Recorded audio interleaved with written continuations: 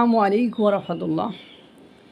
বাংলাদেশের মানুষ তার বাবা মারা গেলে কবরে যে দোয়া করে না, তার মা মারা গেলে কবরে যে দোয়া করে না, কিন্তু তাদের দেশের নেত্রী যদি কোনো কারণে একটু পেট খারাপ করে বা দেশের নেতা যদি কোনো কারণে একটু মাথা ঘুরে পড়ে যায়, তো সারা রাত হাসপাতালের সামনে যে দাঁড়িয়ে থাকতে সিদ্ধহস্ত বাংলাদেশের জনগণ।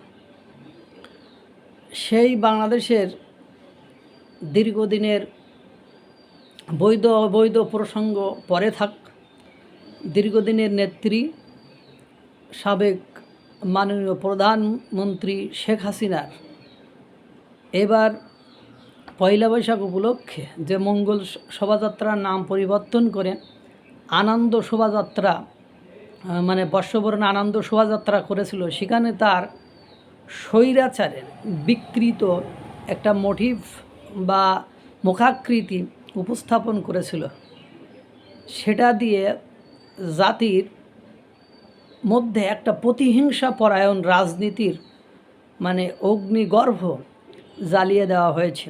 আপনারা জানেন, প্রথমবার যে দীর্ঘদিনের প্রচেষ্টায় মোটিভ বানানো হয়েছিল সেটি কে বা কারা কে পুড়িয়ে দিয়েছিল। পরবর্তীতে একদিনের প্রচেষ্টায় এই মোটিভ বানানো হয়েছে। এখন এই মোটিভ যে বানিয়েছে তার বাড়িতে গতকালকেই আগুন দিয়েছে কে বা কারা, দুর্বৃত্তরা, অর্থাৎ মানিকগঞ্জের মানবেন্দ্র ঘোষ তিনি নাকি এই মোটিভটা তৈরি করেছিলেন। আর এই সন্দেহে যে করলি কেন বা আওয়ামী লীগের উপরে একটা দোষারোপ করার জন্য হতে পারে, আবার আওয়ামী লীগ তীব্র ক্ষোভ থেকে যে আমার নেত্রীর এরকম বিকৃত মুখ অবয়ব তুই একদিনই কেন তৈরি করলি, আমরা পুড়িয়ে দিলাম, তুই কেন তৈরি করলি, তোরে জ্বালিয়ে পুড়িয়ে শেষ করে দেবো। তাহলে তার পুরো বাড়িতে আগুন দিয়ে তার বাড়িটা জ্বালিয়ে দিয়েছে এবং সে তার পরিবার নিয়ে খুব আতঙ্কে আছে। শুধুমাত্র সে নয়, এর ফল দেখবেন বাংলাদেশের রাজনীতিতে আরও কার কার ভোগ করতে হয়।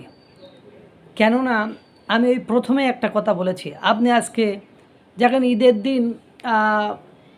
ঈদের দিন বেগম খালেদা জিয়াকে নিয়ে মুনাজাত করি নাই বা মুনাজাতের সময় বেগম খালেদা জিয়ার নাম বলি নাই বলে মৌলবি বা হুজুরকে সেখানে হেনস্থা করা হয়েছিল, এর নিউজও আপনারা দেখেছেন। তো বাংলাদেশের রাজনৈতিক যারা নেতা থাকে তাদেরকে যে কি পরিমাণ ভালোবাসে, তাদের জন্য জীবন দিতেও মানুষ কুণ্ঠাবোধ করে না। আর স্পেসিফিকভাবে আওয়ামী লীগ যারা করে, আওয়ামী লীগের যারা নেতা আছে তারা শেখ হাসিনাকে কী পরিমাণ মানে বা শেখ মুজিবকে কী পরিমাণ মানে সেটা বলার অপেক্ষা রাখে না। আর এই মোটিভটা তৈরির মাধ্যমে বাংলাদেশ সহ পুরো বিশ্বের শেখ হাসিনাকে একটা বিকৃতভাবে উপস্থাপন করেছে। এতে করে তার রাজনৈতিক দলের নেতা কর্মীরা ক্ষেপে রেগে আগুন, এই আগুনে দেখবেন আরও কাকে কাকে পুড়তে হয়। এই জন্য কথা আছে, থিঙ্ক বিফোর ইউ লিভ, ভাবিয়া করিও কাজ, করিয়া ভাবিও না। আমরা কিছু বললেই তো দোষ, এটা না করলেই হতো না? কতভাবে বক্তৃতা দিচ্ছেন, কত কিছুই করছেন। এই যে এই অতিরঞ্জিত, অতি বাড়াবাড়ি, অতি ধ্বংসাত্মক খেলা, এটা কখনোই বাংলাদেশের মানুষের জন্য কেন বিশ্বের কোনো মানুষের জন্য শুভকার হয় না।